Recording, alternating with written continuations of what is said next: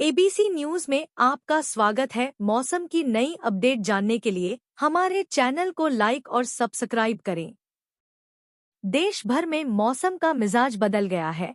उत्तर भारत में बारिश और तेज हवाओं से तापमान में गिरावट दर्ज की गई है। वहीं दक्षिण भारत के कई हिस्सों में उमस भरी गर्मी ने लोगों की परेशानी बढ़ा दी है।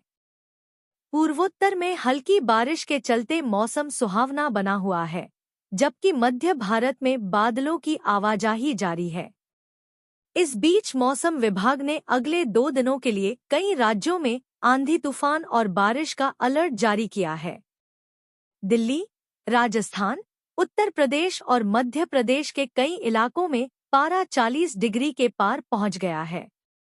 दोपहर के समय लू जैसी स्थिति बन रही है, जिससे लोगों को घर से बाहर निकलना मुश्किल हो रहा है।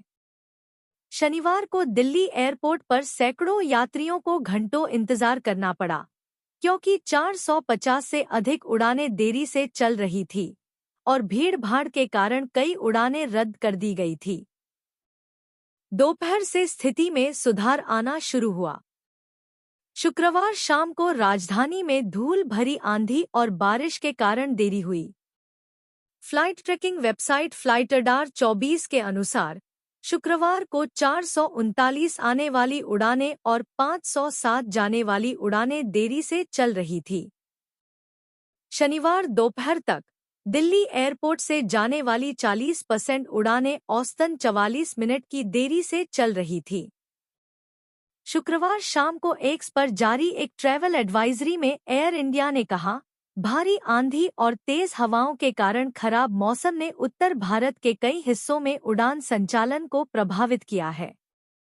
दिल्ली से आने जाने वाली हमारी कुछ उड़ानें देरी से चल रही हैं या उनका मार्ग बदल दिया गया है, जिससे हमारी समग्र उड़ान अनुसूची प्रभावित होने की संभावना है।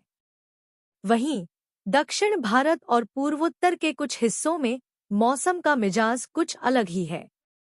केरल, तमिलनाडु और असम में हल्की से मध्यम बारिश दर्ज की गई है। बंगाल की खाड़ी से उठ रही नमी भरी हवाओं के कारण अगले 2-3 दिनों तक इन इलाकों में और बारिश की संभावना जताई गई है। इससे किसानों को थोड़ी राहत जरूर मिली है, लेकिन निचले इलाकों में जलभराव की भी चेतावनी दी गई है। पूर्वी भारत में मौसम में उतार चढ़ाव देखने को मिल रहा है। झारखंड और बिहार में सुबह और शाम हल्की ठंडी हवाएं चल रही हैं, लेकिन दोपहर में गर्मी परेशान कर रही है। कोलकाता में बादलों की आवाजाही बनी हुई है, जिससे उमस बढ़ गई है। मौसम वैज्ञानिकों का मानना है कि अगले हफ्ते उत्तर भारत में प्री-मानसून गतिविधियां शुरू हो सकती हैं, जिससे तापमान में थोड़ी गिरावट आएगी।